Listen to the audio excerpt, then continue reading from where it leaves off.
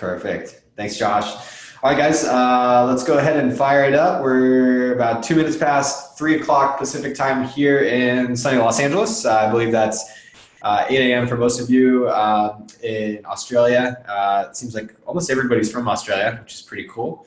Welcome. Thank you for attending the training session. I appreciate everybody that's been participating in the chat.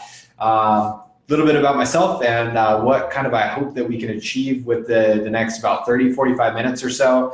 My name is Darren. I've been working with ZonGuru as the lead project manager for the last 3 years. And the goal with this training session is to just basically give you all of the resources, knowledge, tips, strategy that you can possibly need surrounding product research and how ZonGuru's tools can help you find winning products to sell on Amazon. So we're going to be looking at 4 key tools: the Chrome extension, Sales Spy, Love Hate, and Keywords on Fire.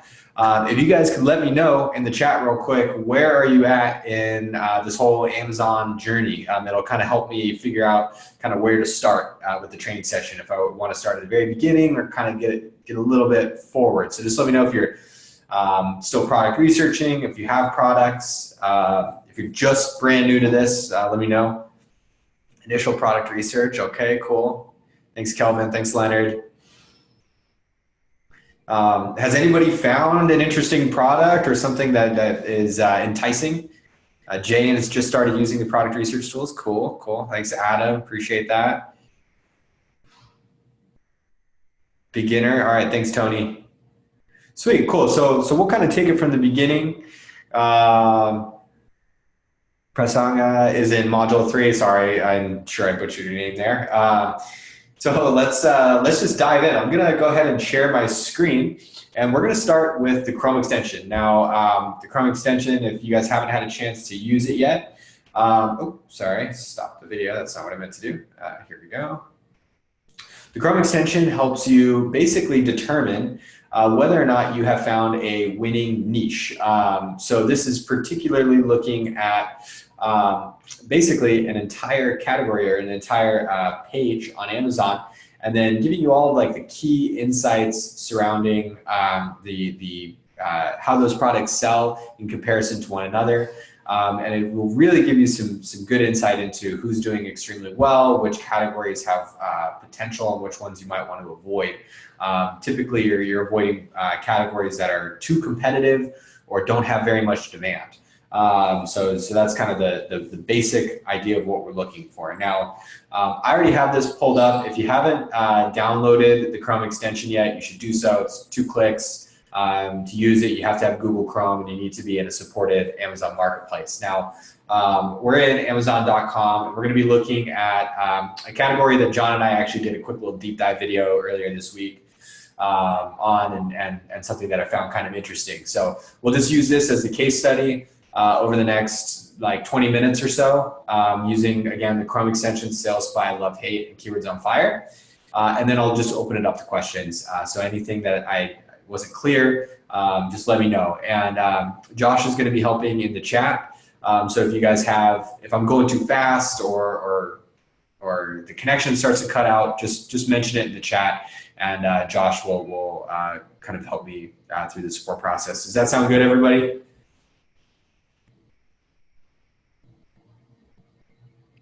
Sounds good, Darren. All right, awesome. Thanks, Josh. Cool.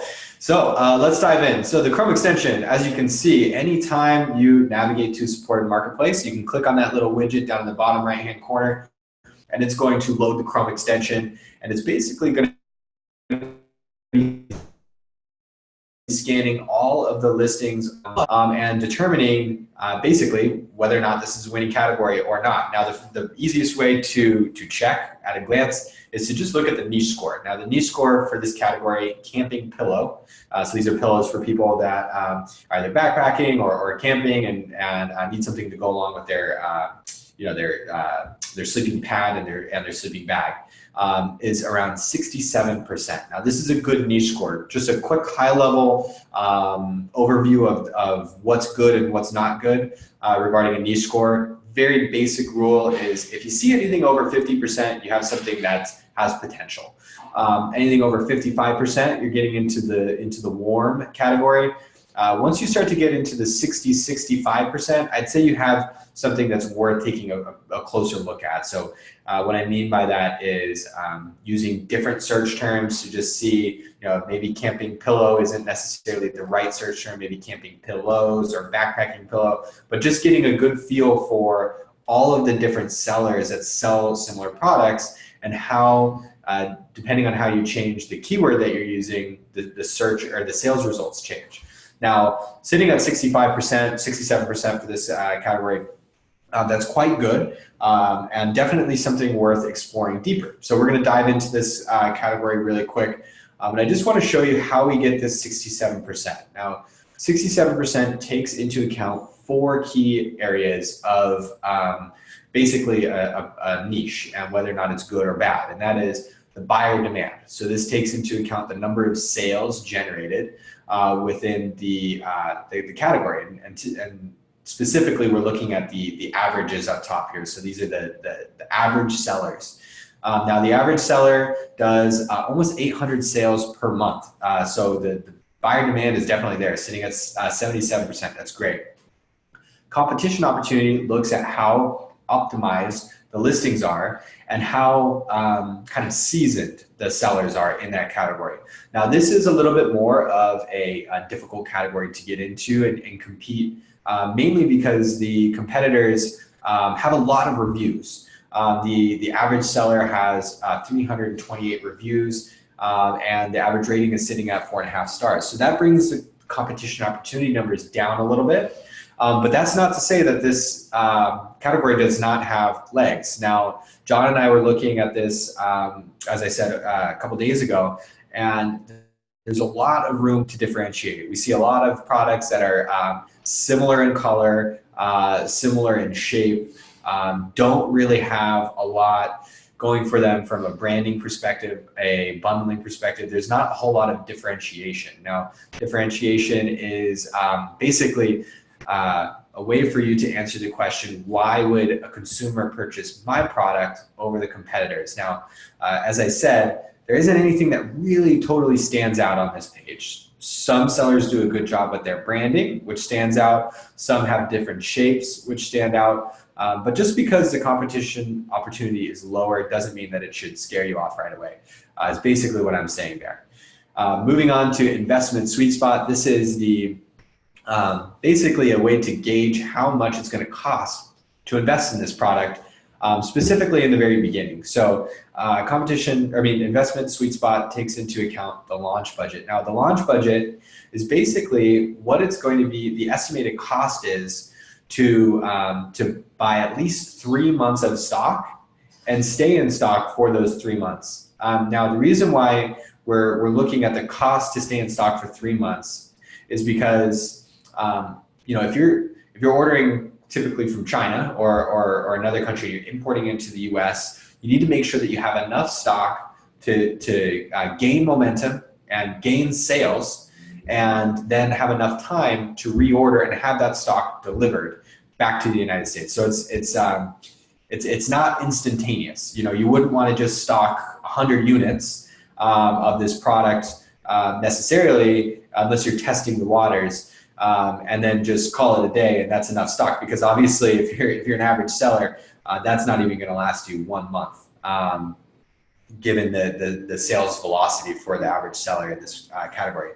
Now, last but not least, we have the revenue potential, which takes into account the price against the kind of the sales velocity and the monthly sales. And this is basically a gauge of how many dollars are you going to be putting in your pocket for every sale you make.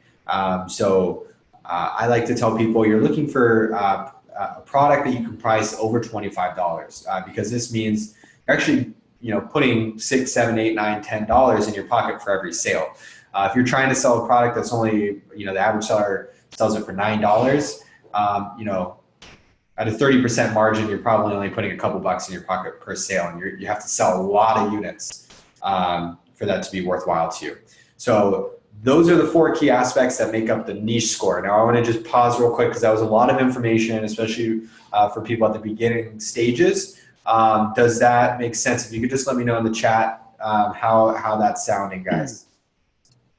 And Josh, how is the how's I'm just the letting you know that my chat box isn't working properly. I can't actually type in it at the moment. That's why I haven't got back to you. So, okay, no worries. How's the connection right now? Yeah, connection's good. Okay, great, perfect. Chris has just got a quick question. How is the cost being calculated for like cost of goods? He's saying, is it taken 1/3 of the price worked out on the sale price? Is that right, Chris? But yeah, pretty much we take the cost of goods as being 1/3 of the price. About 30% is usually 1/3 to Amazon for fees, 1/3 cost of goods, and 1/3 in profit. That's the standard base mark for an Amazon product. So yeah.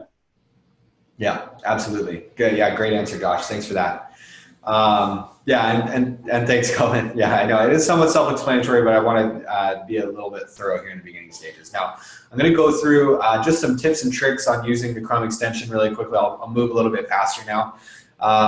Obviously, these metrics up at the top here are the average for the page that we have listed. So in this search, we have 66 listings total. So that's those are the sellers that we're averaging here. Now, this is an amazing feature and something that we added pretty recently. And this is something that we have exclusive access to as a trusted third-party software service by Amazon. So this is exact searches for the keyword that we use to search for this product. So camping pillow, spelled exactly like this, is searched for almost 21,000 times per month. And this is not an estimation. This is coming right from Amazon. So that's really good info to have. Because it's, again, a good gauge of the demand for the product. Now we have the monthly sales for the average seller. We have the average price, average number of reviews for those sellers, the average rating, and then the average monthly revenue, which sitting at 17,000 is quite good. So if you're at a 30% margin, that's over $5,000 of net profit that you're putting in your pocket every month, which is great.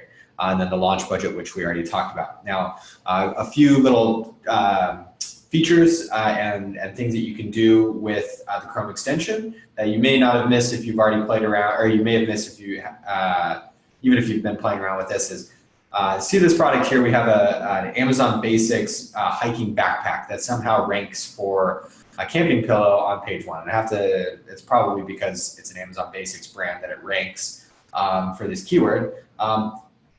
This doesn't fit with the actual niche that we're looking at here. So what I can do is I can deselect this, and it's going to refresh all of the data up at the top here for the averages.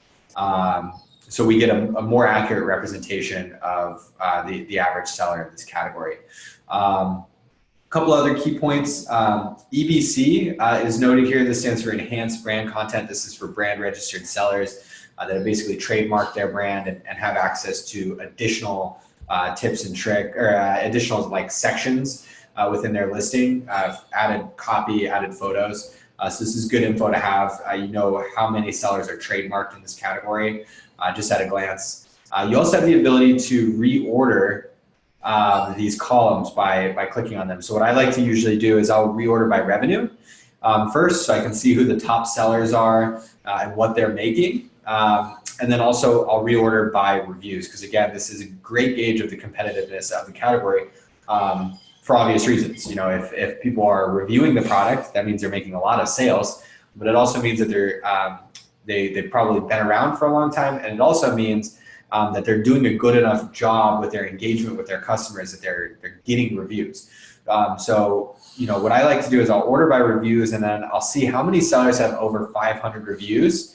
And I can get a really good gauge of the competitiveness of the category by just that metric alone. So we have probably about 7 or 8 sellers with over 500 reviews. And now what I'll do is I'll scroll down and I'll see how many sellers have under 100 reviews, because this is a really good way to understand, is there space for me as a newbie, a new seller in this category?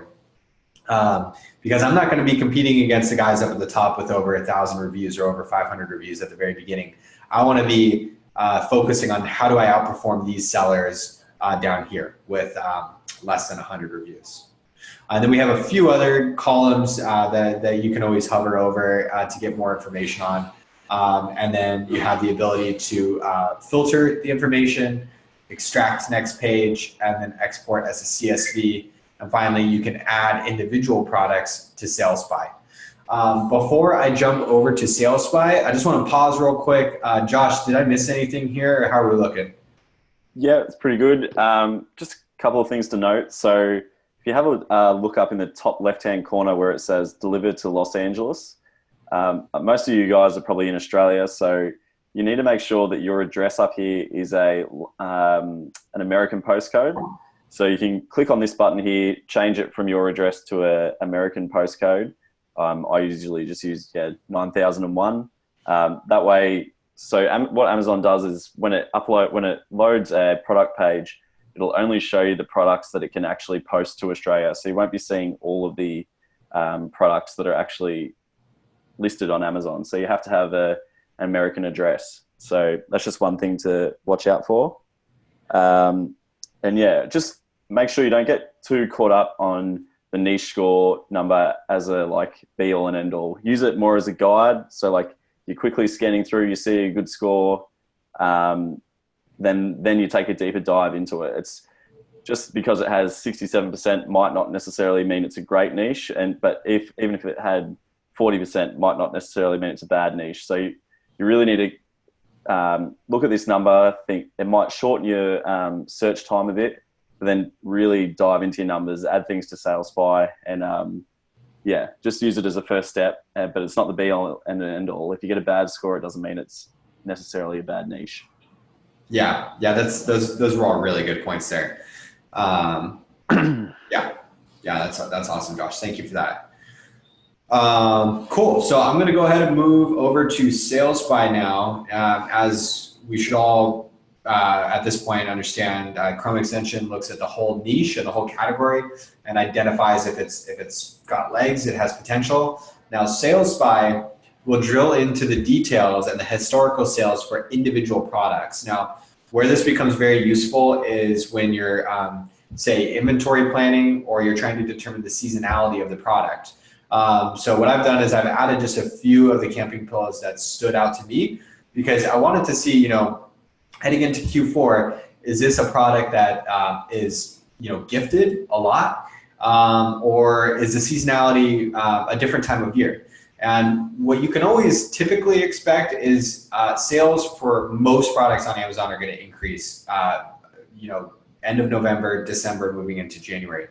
This is one of those kind of unique outliers where the seasonality does not increase in the winter months, but rather in the summer, which does make sense because it is kind of an outdoor focused product. And here in the States, our hottest months are basically May through September. So what I've done is I've added some of the products. I've selected the last year. So we're going to be looking at the historical sales for the last year. And I'll just go ahead and open up one of these.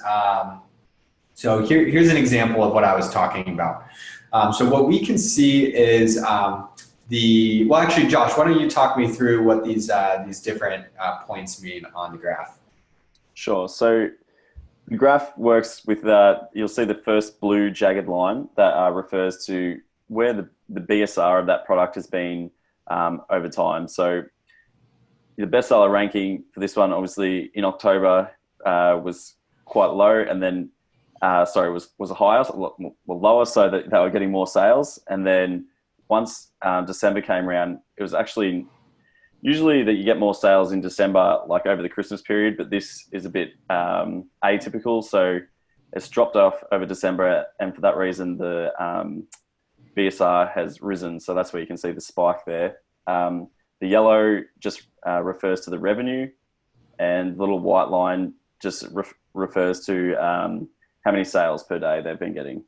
Yeah, absolutely. That's perfect. And then like I just kind of alluded to, you can see here that rather than this is very, very atypical. Sales actually drop in December, January, February, and then they really start to pick up in the .com marketplace around May. Almost about 1.5x what they are, almost 2x actually what they are during the holiday season. So this is really important information to have. for two reasons. The first is obviously if you're getting into this, if this is a product that you're interested in selling, you need to go to a supplier and begin to inventory plan with them.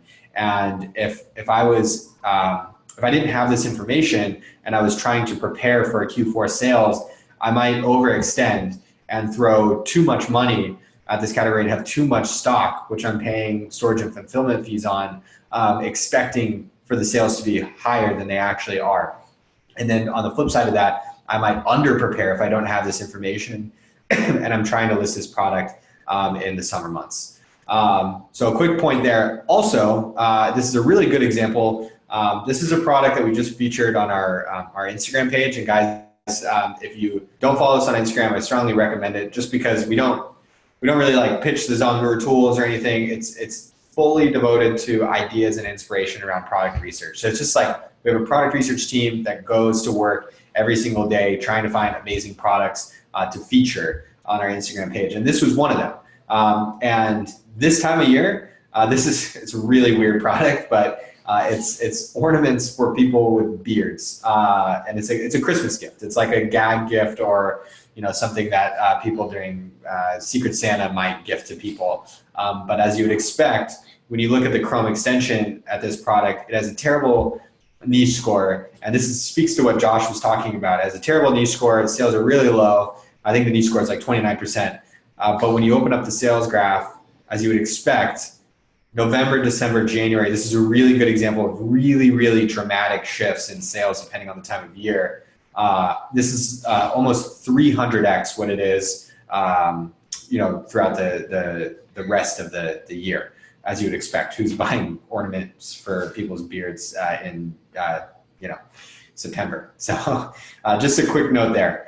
So that is Sales Spy in a nutshell. There's a bunch of other little tips and tricks. One thing that I'll reference, and I'll see if Josh has any others, but we get some people that often ask, hey, you're showing a price of $39.41, but on Amazon this is actually priced at $42. If it doesn't match, then how can I trust the information? And it's important to note that all of these metrics are not the sales or the price or the number of reviews right now. It's the average over the time period that you have selected. So over the last year, the average price of this product has been $39.41. That's not the price right now. So I just wanted that leads to some confusion for some users in the beginning stages. So I wanted to just reference that. Did I miss anything with Sales Spy, Josh? No, not really. There was just one thing I wanted to mention. So when you're tracking products, you really want to be tracking products that are on the first couple of pages that have got a reasonably low BSR.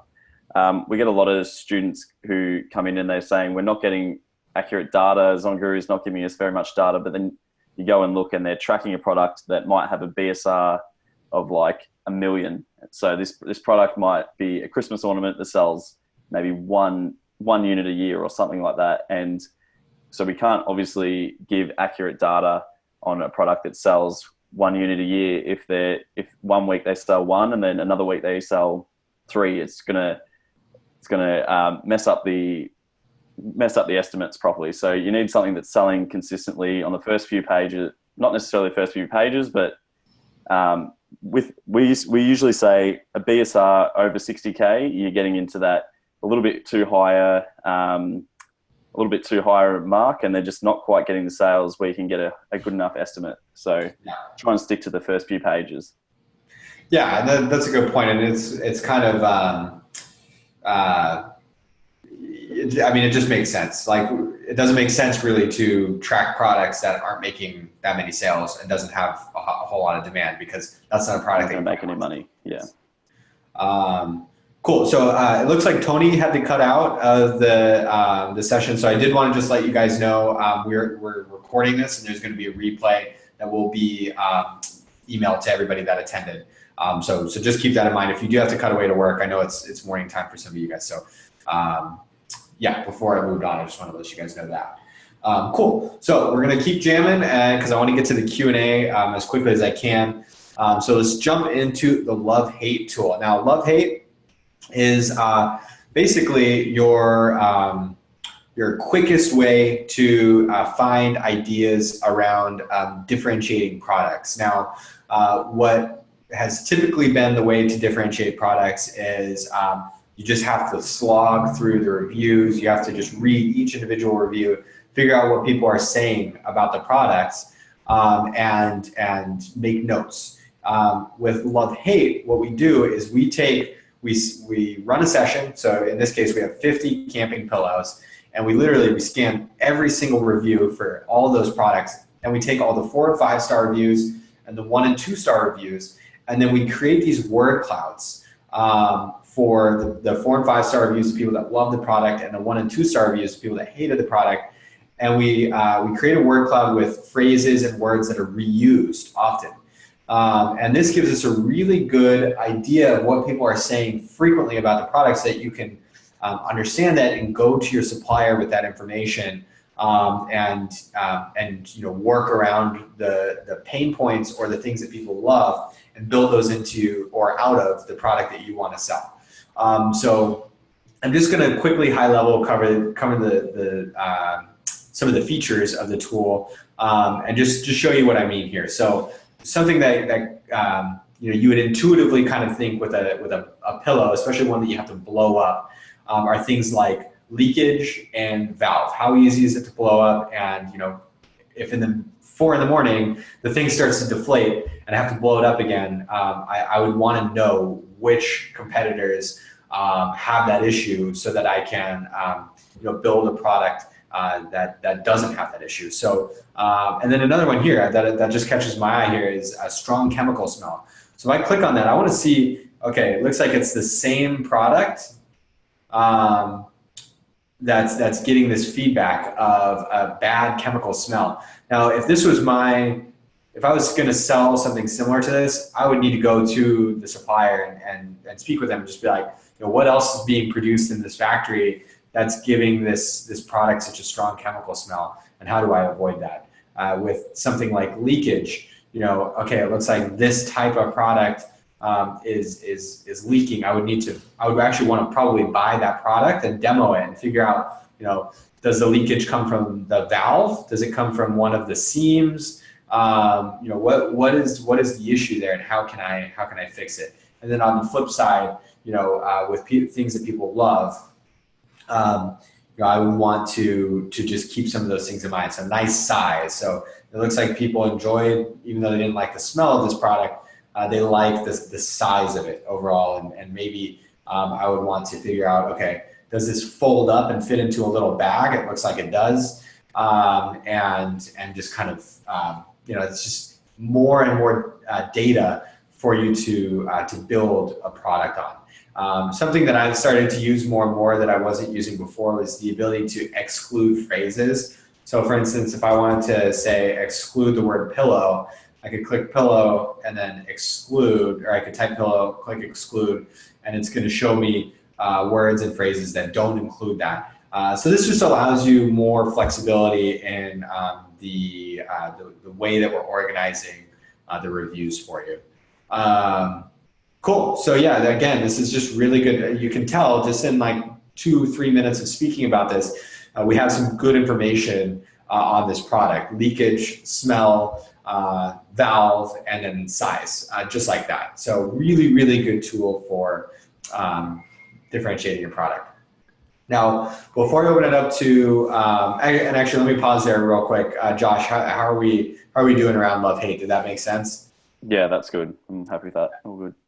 Awesome, cool. So let's just dive into Keywords on Fire really quickly. This is a really amazing tool for listing optimization and finding the best keywords for your listing when you actually get to that phase of writing copy for your listing. And keywords is absolutely key in this sense, because the more relevant keywords that you add to your listing, the more opportunity you have for people to see your listing, and the more often you're going to be ranking for those keywords. So I know that this is kind of a more intermediate tactic, and concept to be thinking about, but it is worthwhile to float it around in your head, because keywords is not only absolutely integral to your success and your ability to convert sales and get a lot of clicks, but it's also a really good thing to think about in the product research phase, because you can get a really good idea of whether or not you're using the right keywords in your keyword, or if you're using the right keywords in your product research. And then you can also determine potentially some niches and niches within this niche that you might want to be taking a look at that you wouldn't think of otherwise. So I'm just going to breeze through this really quickly. I've already run a session, and basically this scanned the top 50 listings for camping pillow, and it's just basically showing me all of the relevant and the best keywords for this niche.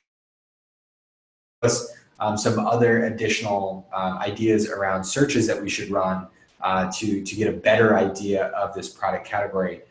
So for instance, camping pillow was the one that we used. This is the second best keyword in our list, but it turns out that inflatable pillow might actually be a more generic keyword to use and research a little bit deeper. The search volume is a little bit lower, and so is the dollars generated by those keywords, but it's a little bit less competitive.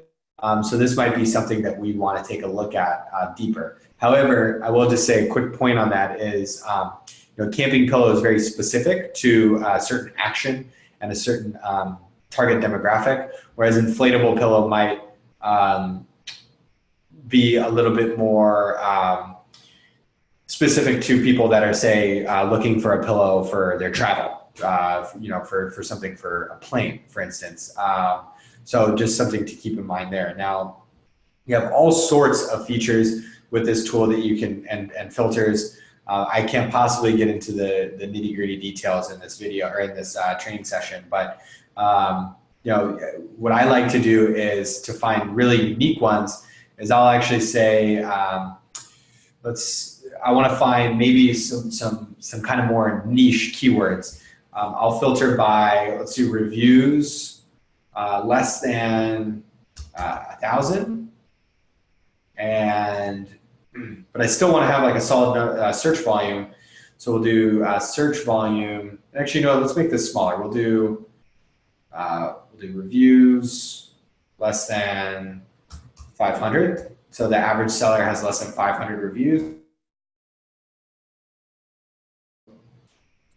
Search volume greater than or equal to 5,000.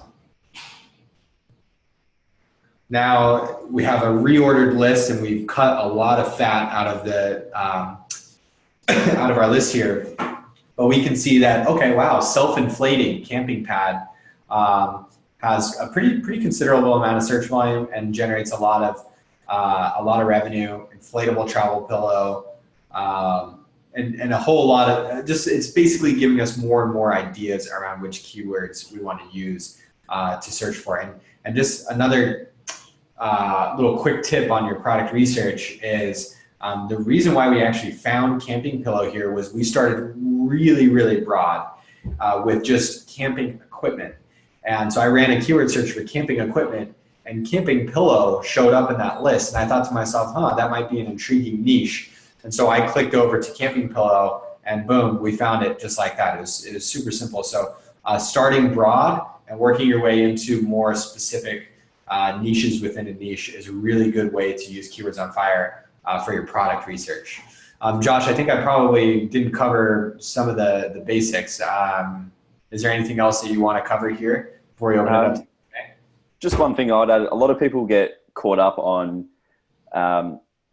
so they look at the keywords and they think I can only target one keyword, or what keyword should I target in my title, something like that. So you have to remember that you might not necessarily want to target the top keyword that's super competitive, but you also don't want to leave it out either. So if you in your title, for example, I would look at this and I would look down and I would look at keywords in title. That's one of the columns, and I look down and I see 8%. So if you just go, Darren, if you just go across to keyword title, and then and then down there's an 8%, just to your left a little bit. So, oh yeah, there we go. There we go. Yeah, so this might be a good keyword to target in your title, which gives you the most it gives you the most weight in Amazon. So if you had camping pillow for sleeping in your title, only 8% of the other sellers have that in their title. So that might be a good way to rank earlier for something like that. But that doesn't mean that you leave out all your other keywords. So you'd still put in hiking pillow, everything like that, and try and put all the most relevant ones in your title, and then spread the rest of these keywords out throughout your listing. But yeah, I would try and, for this one in particular, I would have camping pillow for sleeping in my title somewhere, exactly how that's written. Yeah, absolutely. That's a really good point for when you're getting ready to actually write a listing copy. This is really, really good gauge of, like you said, finding those basically underutilized keywords and how to get the most juice out of them. So good stuff there. I'm going to stop sharing my screen and open it up to a Q&A. Hopefully, again, guys, the more participation, the better. So we've got maybe 5 to 10 more minutes, depending on how many questions you guys have. So if you don't mind, you can add it in the chat or in the Q&A section. We'll try to cover them as much as I can. So Jane asks, I want to determine which colors are most popular. If a SKU has multiple colors on one listing, are the sales listed for each color or the listing overall? If I click on red, it has the exact sales of the blue, etc. So this is a really good question. Frankly, it totally depends. It's very, very situational. So some sellers will list all of their variations under one ASIN, and we can't determine any difference between the individual SKUs because they all share one ASIN. And some sellers will list their products individually. So they might sell one black camping pillow, they might sell one blue camping pillow with completely different ASINs. And at that point, we can determine what the sales are individually for those variations. And then some sellers also have parent and child ASINs. So where a variation on a single listing, if you select, say, a color or a size of the product, you'll notice that the ASIN changes. As the ASIN changes, that new ASIN is the child ASIN, and it's specific to that variation. So you'd want to be doing either the search, probably the search on Salesify using that child ASIN, so that you make sure that you get the very specific sales for that variation. Does that kind of answer your question, Jane? Again, it's just very situational and depends on how the seller decided to list a product, and then also sometimes it's up to Amazon how they list a product in that category. Okay, awesome. Thanks, Jane. Cool. Come on, guys. I know that there's 8 attendees still left. I'm sure. So Leonard's got one. He says, what is the best process to use to find a product? I'd definitely recommend, first off, just starting with a category that you're interested in. Say you're interested in fishing, camping, whatever it is. Try and broadly go in something that you're interested in, just because down the line, when you've got a product live, it'll be easier for your marketing, for your social media, for things like that. You'll know your customers better, like the pain points of them. You'll probably use the products, and you'll know what you can add to the product to make it better, and things like that. So I'd go into, say, fishing was my niche. I'd type in fishing into the Keywords on Fire tool. It would pop up with all the different most searched for keywords. I'd go through there and I'd try and find an interesting keyword in there. It might be fishing nets, safe fishing nets, or something like that. And I just keep digging down and down into that niche until I find something with a good score, and I'm looking through and all the numbers are adding up. There's not too many reviews. The competition's, like the search volume's still high. And then I would go and check on Alibaba and make sure that I can actually, or somewhere like that, and make sure that I can actually afford to sell on Amazon. Make sure that I can actually get it for a price that I can sell on Amazon for a profit. That's the main thing. Going to make a profit at the end of the day. So I hope that answers it. Yeah, absolutely. And, working with our product research team for, our page, like the Instagram page, it's totally normal to kind of get product research block, where you feel like you've exhausted all of the things that you're interested in, nothing looks great. One of the simplest ways to get ideas is to just run a simple Google search for them and just type in something like awesome products to buy for, the summer, or awesome products to buy for kids, or awesome products to buy for sports enthusiasts, September 2019. And you're going to get products that are really, really interesting and unique for consumers to purchase. But as a seller, you need to have your seller thinking cap on and think to yourself, oh, wow, like, that's a very interesting idea and something that I can sell. So, that's one simple way for us to kind of just generate ideas when we've got some writer block. And then another simple one is just look around the room that you're in and just pick out the most interesting idea in that room. Like, this is a light bulb that's sitting here on this desk, and this is a very unique shape and design. This might actually set off some light bulbs for product ideas. And use sites like Pinterest and stuff as well. So type in fishing into Pinterest and you'll get crazy amounts of different variations of products, and you'll see things that you've never seen before because people get so creative on there. And it's a very visually differentiated platform. So that's a good place to get ideas from as well. Yeah, and let me just share my screen really quick. Sorry, where is Zoom? There it is. Oh shoot, sorry guys. For some reason, it's not letting me share my screen now. Oh, there we go. The other thing is just use everything that that Amazon gives you on the page. So let me just share my screen so you can see what I mean. Get this out of the way. Related searches. So these are things that people also search for when looking for camping pillows. Camping gear, camping blanket is another one, camping accessories, and just what we like to say this is go down the product research rabbit hole, see where, just clicking around on Amazon takes you. Like, okay, we can see here, it looks like, I didn't even know that this existed. Mosquito repellent bracelets is apparently a thing that people buy often enough that it's actually, an Amazon choice for items that shoppers shop for when looking for camping accessories. So really, really, Amazon is like doing everything that they can to keep you on their site so that you can, as a consumer, make a purchase. So they're going to show you all of the things that are relevant to what you initially thought of. So just use that as a starting point and see where it takes you. Let me stop share. Okay, cool. Cool. So awesome. Thank you for that question, Leonard. Really appreciate that. Awesome. So Kelvin asks, looking at keywords, is this thing and this thing for women two different keywords to Amazon as it is one nested in the other? Do you have an answer for that one, Josh?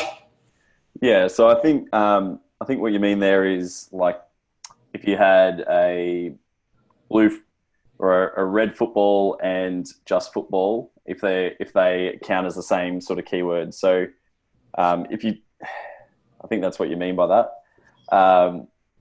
They are nested in each other, but if you had it, so I don't know if you mean if it was in your listing or if you do a search, but if it was in your listing and you had red football and football, they are two different keywords, but say you didn't have, I don't know how to explain this now. That's okay. I'll try to jump in because I think I can explain it if I understand the question. It's important to understand that no matter what you use as a search term on Amazon, the results are going to change. So because sellers will rank for different keywords, even if the keywords are completely related. So one of our stereotypical examples is yoga mat. If you type in yoga mat, you're going to see 60 plus listings, and those are all the sellers that rank on page 1 for the keyword yoga mat. Now, non-slip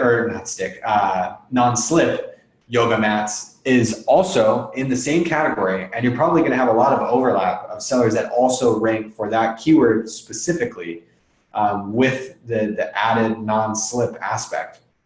But you're also going to see some other sellers that also rank for that as well, that don't rank on page 1 for yoga mat by itself. Now, those are sellers that have probably identified that that's a kind of low-hanging fruit, in that it's maybe a little bit less competitive, but still generates a lot of revenue and search volume. So again, it's kind of just understanding, if you want to be looking at a product category from as many angles as possible, using as many keywords as possible. Hopefully that answers your question. Yeah, that's like before when we said with the 8% in the keyword title. So the inflatable sleeping pillow for sleeping was only 8% of the sellers had that in their title. So only 8% of them would rank for that, and they're in the inflatable pillow niche, but they're also in so they're in the inflatable pillow for sleeping niche, but they're also in the inflatable pillow niche, if that makes sense. So they're all connected, but each page 1 is for what you exactly wrote in that search field. So I hope that helps. Yeah. Awesome. James asking, if the niche score is below 50%, but the competition opportunity is 100%, is that worth exploring? So yes, that definitely sounds worth exploring. If the competition opportunity is 100%, that means that there's pretty much no competition. So the competition it's a really good niche to get in there because there isn't a lot of competition. If it's got no competition, I'd be a little bit suspect on why it has no competition, because if it's a really good niche and it's doing lots of revenue, lots of search volume, chances are there's going to be a bit of competition in there as well. So yes, definitely worth having a look at, but doing a bit of a deeper dive into why it doesn't have a lot of competition. To me, it sounds like you would have typed in a rare keyword. So you would have typed in a keyword that not many people would have typed in, but that niche in general is pretty popular. So yeah, worth exploring, but maybe find out what the main keyword is for that niche. Yeah, absolutely. Yeah, that's exactly what I would say about that as well. Cool, guys. So I'm going to maybe say one more question. If anybody has one more question, there's a couple Calvin's people. got one there. So use keywords on fire to find common keyword to fully understand the real competition. Yeah. That's pretty much exactly right, Kelvin. Yeah. Cool. Awesome. Cool, guys. So like I said, there's going to be a recording of this, and you guys are more than welcome to also schedule in time for the next training session as well, which is the same time next week. We're going to do this every week, and hopefully we're going to pick a different product each time, so it's not the same info over and over again. So thank you for attending, guys. We have a dedicated support team. Reach out to them anytime. Josh is one of our top support agents. So he's the type of knowledgeable person that's going to be answering your questions. So yeah, feel free if you have questions. We have a bunch of resources, a bunch of videos. Follow us on YouTube because we really, really pride ourselves in trying to create great content that's actually educational. So check that out as well. And hope to see you guys very soon with listed products, absolutely just stomping it on Amazon. So best of luck, and I hope to hear from you guys again very soon. Thanks, guys. Bye. See you guys.